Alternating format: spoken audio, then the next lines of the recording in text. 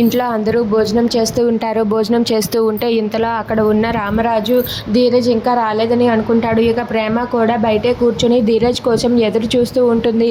ఇక ధీరజ్ ఏంటి ఇంకా రాలేదు, ఎక్కడికి వెళ్ళాడో ఏంటో అని చెప్పి తనైతే కంగారు పడుతూ ఉంటుంది. ఇక అక్కడ ఉన్న రామరాజు అయితే ఒకసారి వాడికి కాల్ చేసి ఎక్కడ ఉన్నాడో అడుగురా అని చెప్పి అడుగుతూ ఉంటాడు. దాంతో వెంటనే అక్కడ ఉన్న చందు వాళ్ళ తమ్ముడికి కాల్ చేసి ఎక్కడ ఉన్నావని చెప్పి అంటూ ఉంటాడు. దాంతో ధీరజ్ అయితే నేను రావడం లేట్ అవుతుంది అని చెప్పి అంటూ ఉంటాడు.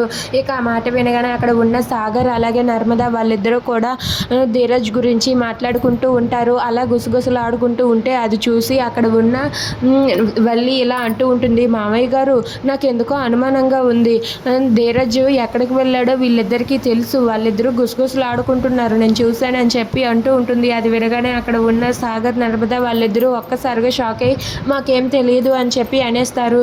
దాంతో అక్కడ ఉన్న రామరాజు అయితే ఇలా అంటూ ఉంటాడు, బుజ్జమ్మ నువ్వు నర్మదాతో కలిసి ఏంటి మాట్లాడుతున్నావు, ఈసారి కానీ ఎవరైనా ఏదైనా తప్పు చేశారంటే నేను ఊరుకునే ప్రసక్తే లేదు, వాడు ఎలాంటి తింగర వేషాలు వేసినా నేను మాత్రం ఊరుకోను అని చెప్పి రామరాజు ఇంట్లో ఉన్న వాళ్ళందరికీ కూడా వార్నింగ్ ఇస్తాడు. దాంతో అక్కడ ఉన్న వేదవతి ఒక్కసారిగా షాక్ అవుతుంది. ఇక వేదవతి అయితే నర్మదాని అడుగుతూ ఉంటుంది. దాంతో నర్మదా మాకేం తెలియదు అత్తయ్య అని చెప్పి అంటుంది.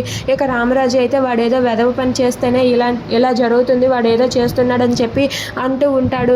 దాంతో అక్కడ ఉన్న వేదవతి అయితే లేదండి వచ్చేస్తాడులేండి అని చెప్పి అలా నచ్చజెబుతూ ఉంటుంది. ఇక వల్లి అయితే మాత్రం లేదు, వాళ్ళు ఏం చేస్తున్నారో ఈ నర్మదా సాగర్లకి తెలుసు, ఆ విషయం నాకు తెలుసు అని చెప్పి అనుకుంటూ ఉంటుంది. ఇక బయట ఉన్న ప్రేమ అయితే ధీరజ్ కోసం వెయిట్ చేస్తూ ఉంటుంది. అలా ఎదురు చూస్తూ తనైతే ఇంకా రాలేదేంటి అని చెప్పి చాలా బాధపడుతూ ఉంటుంది. If you like this video please like, share and subscribe friends. Thanks for watching.